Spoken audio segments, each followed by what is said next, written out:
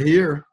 It was a good day yesterday, and I'm excited because we signed three really good young men that fit our system and our program culturally and basketball wise. And, very excited about these guys. Obviously, I'm going to always start with Taquavion because he's been committed for, it seems like 5 years now, or the amount of years that I've been here at NC State. And, in today's climate, for a young man to give you a commitment as a sophomore and then 2 or 3 years later still sign a scholarship, that says a lot about him and his family and how loyal he is to NC State. And he is a bucket getter. The kid can just score the basketball. He goes out and plays, loves to play.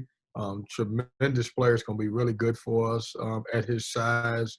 We'll be able to play some combo guard for us. And I think he's got a chance to be one of those freshmen that can come in and play right away. So really, really excited about him. Super athletic, a major competitor. And then obviously I'll stay in state because our theme has been we've been able to recruit in the last couple of years some really good players in our state. And Breon, I think, is the steal of our state. And the reason why a lot of people don't know about him is because he's been a two-sport guy for, all of his life. And, he's decided, obviously, to concentrate on basketball.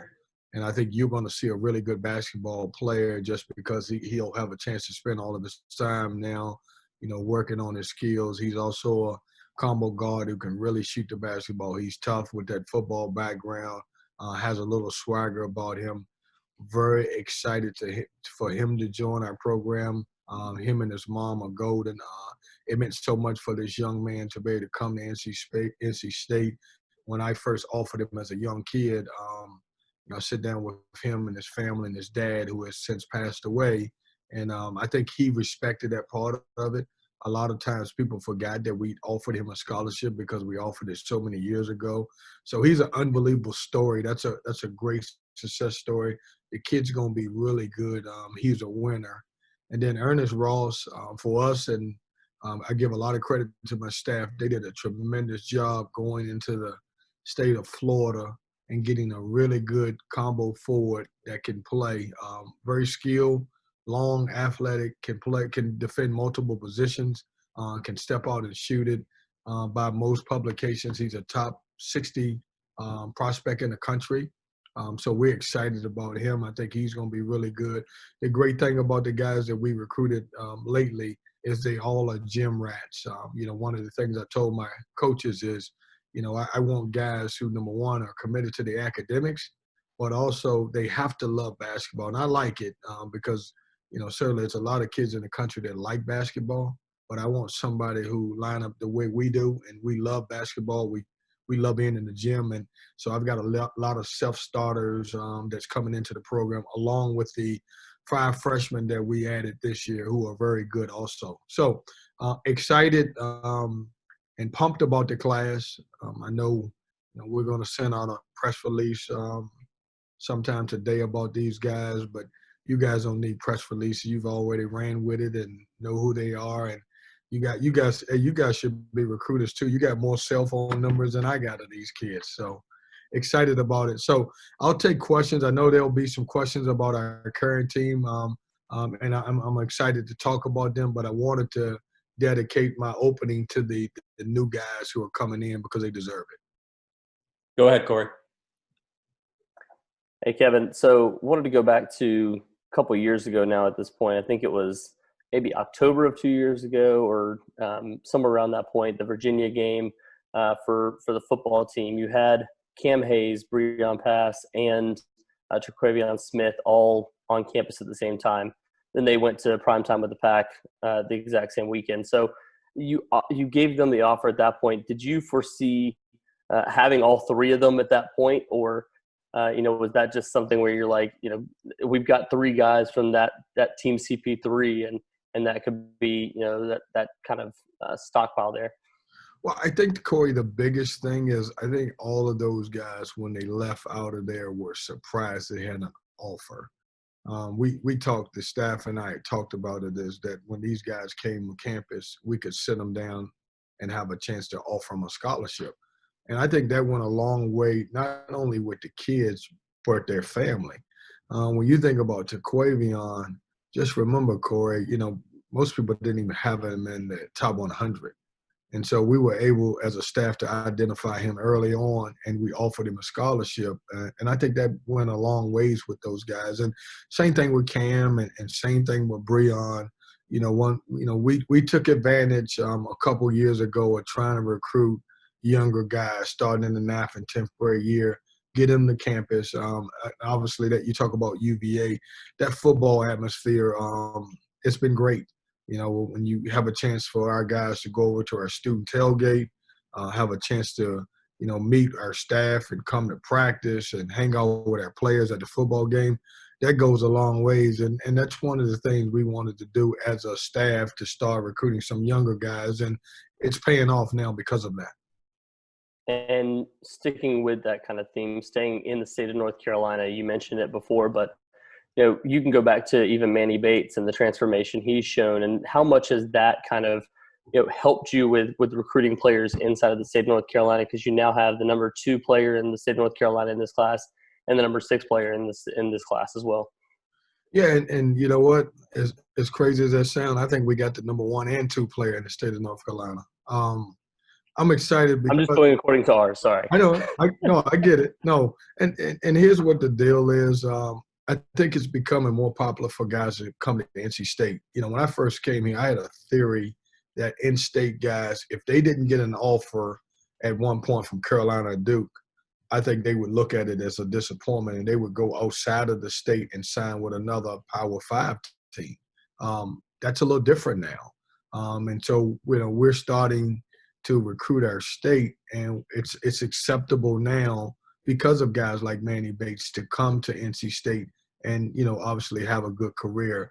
And so I give him a lot of credit because he's the one who started this kind of for us. Obviously not being a one and done young man, but a guy who came in and has gotten better. And now I think everybody's starting to understand this is a valuable option. Because we've been fortunate enough in the last 3 years to win 20 games, that certainly helps. And we've been very competitive as we continue to build a program and our culture. Thanks, Kevin. Go ahead, Chris. Hey, Coach. I wanted to know about, with the short off season and with the way COVID has kind of been gone and you haven't had time with your guys like that, what do you see out of your freshmen so far, and how ready are they to take serious minutes in 2 weeks when you guys start playing? Especially thinking about somebody like Cam Hayes, who maybe, being a floor general at some point. How ready is he to take over on the college level with the short off season? Yeah, Chris, that's a challenge. And I think every coach around the country who's going to have to play some freshmen at some point, and even in our situation, we could have 1 freshman or possibly 2 freshmen start for us at the beginning of the year. It's a challenge because we don't have exhibition and we don't have scrimmages, and we're going right into playing. And so we've tried to create an atmosphere in practice and the inner squads that we have where we challenge these guys to grow up fast. They don't have the luxury of being freshmen, especially the 2 guys who really have to be ready to play as freshmen is Shaquille Moore and Cam Hayes.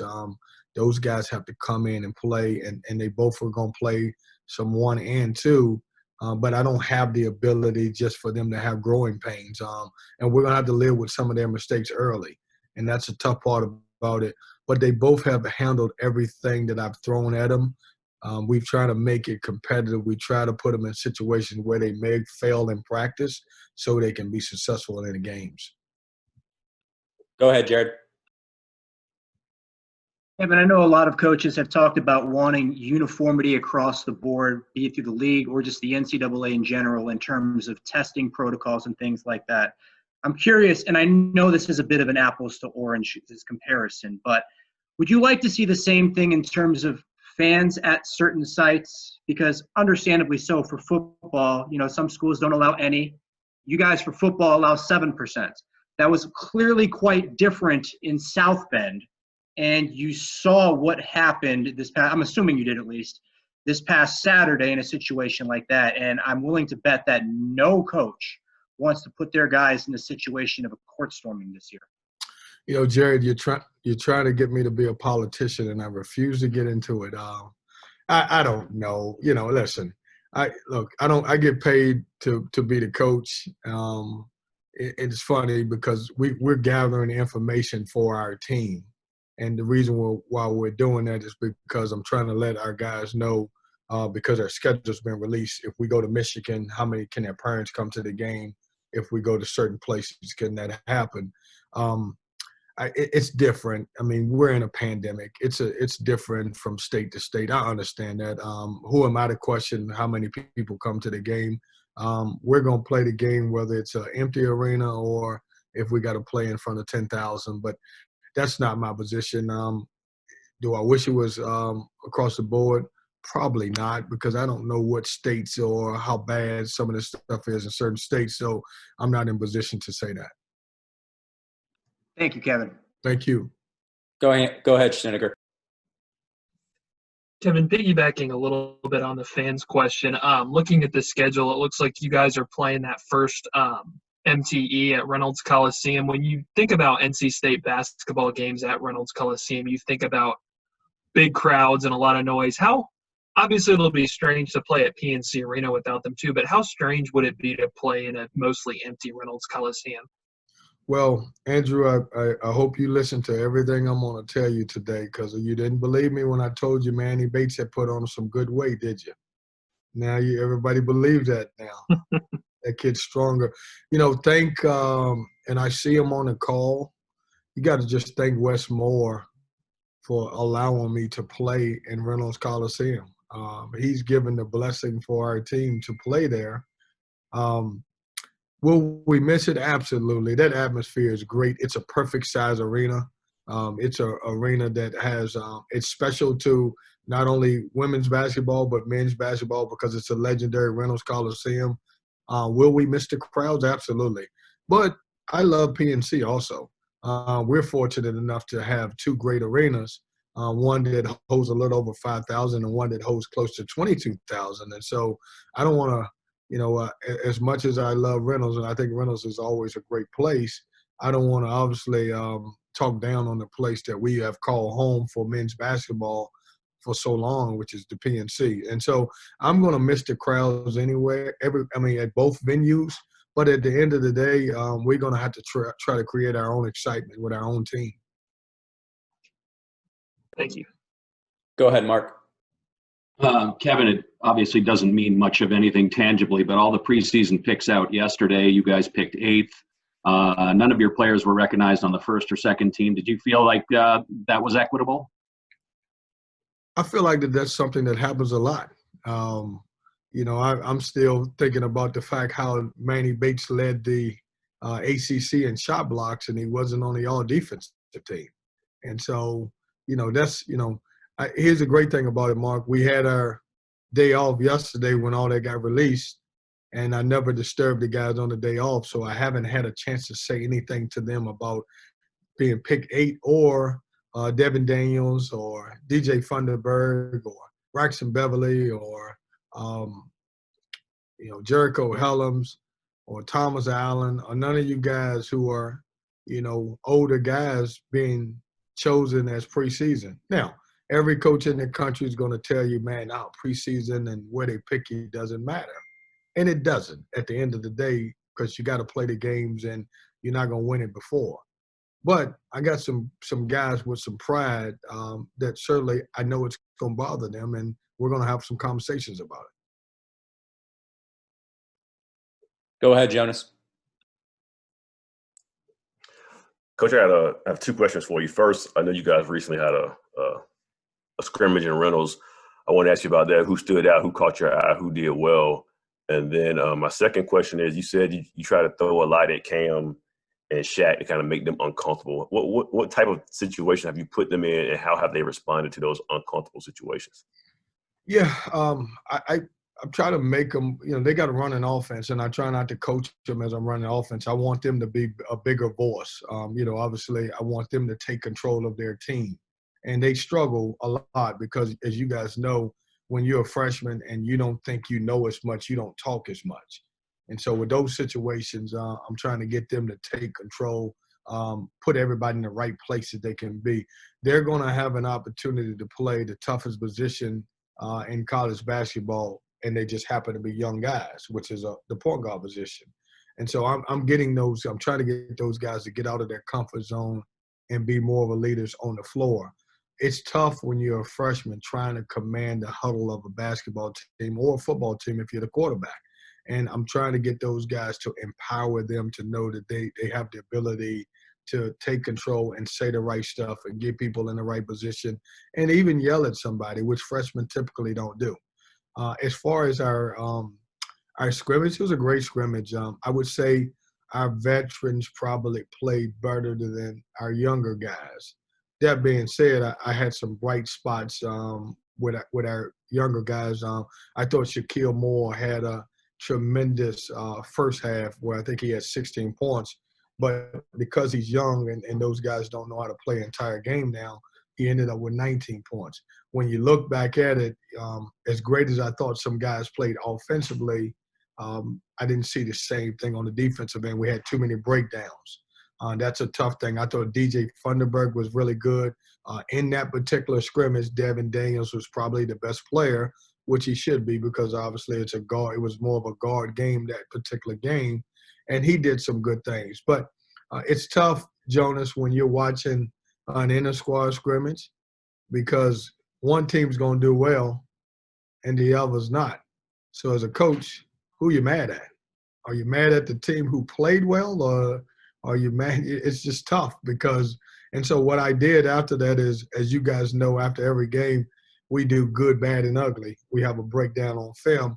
And so, when we got back in the gym, we took off on Sunday. On Monday, we got in the gym, and we watched film, and I kind of separated the groups. And so I could break them down as here's what you did good, here's what you did bad, and here's where the things were so outrageous that we shouldn't even talk about. And so I thought it was very refreshing to see some of those guys be able to sit there and learn. We also try to do it as though it was a game situation because obviously I told you we don't have exhibition or scrimmages. And so we brought them in the night before on a Friday, and we did film and we did scouting reports. And so it was funny for those guys to be able to see a scouting report of their own teammates. I just hope they didn't go back and tell the teammates what the other coach said about them, about their weaknesses. Go ahead, Aaron Beard. Hey, Kevin, I got a couple of bigger picture questions for you. First, regarding the ACC, last year there was so much turnover. All the All-ACC guys had left from the previous year. There was a little bit more, uncertainty in that regard. More familiar faces back this year.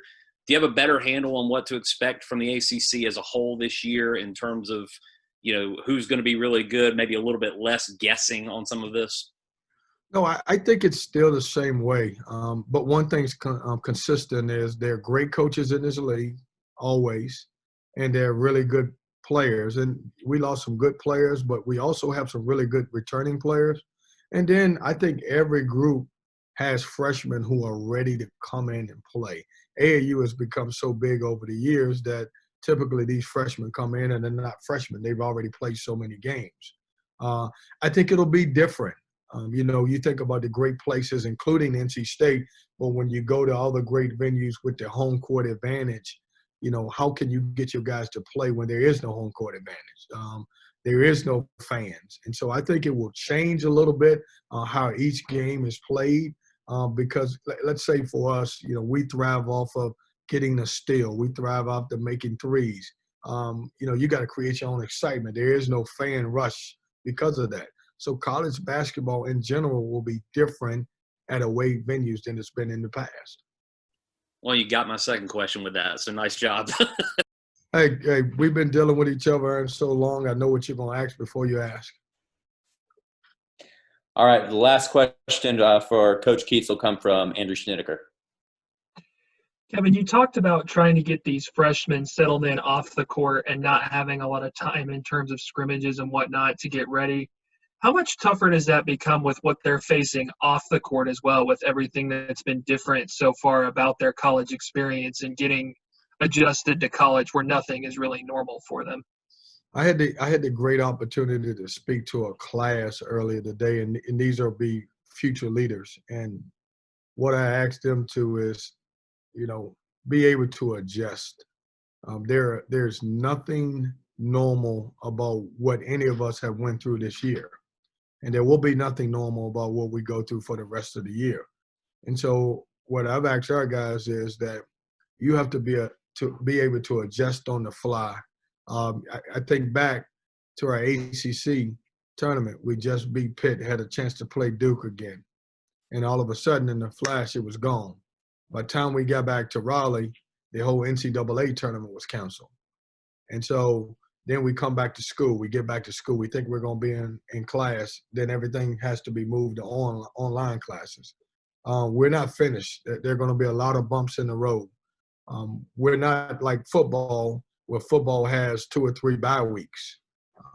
At any point, you can look on the internet, and it's basketball programs that may have to stop play for a couple weeks because of the fact of COVID-19.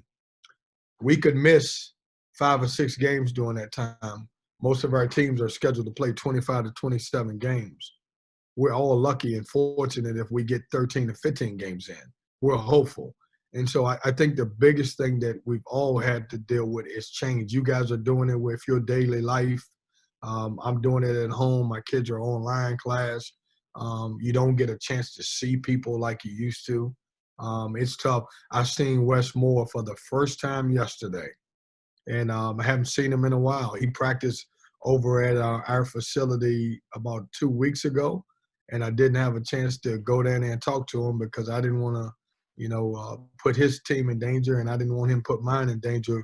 So we actually met up yesterday. You guys will respect this. This is inside news. We met up yesterday for the games at Reynolds so we could see how the court will be set up for the games. And it'll be a lot different than what you guys expect. See, Coach Keatts is giving you breaking news. Somebody can put that out there. Breaking news. Reynolds Coliseum will be set up different than it's ever been set up before. So I gave it to you. And Debbie, it's good to see you. Hope you're well.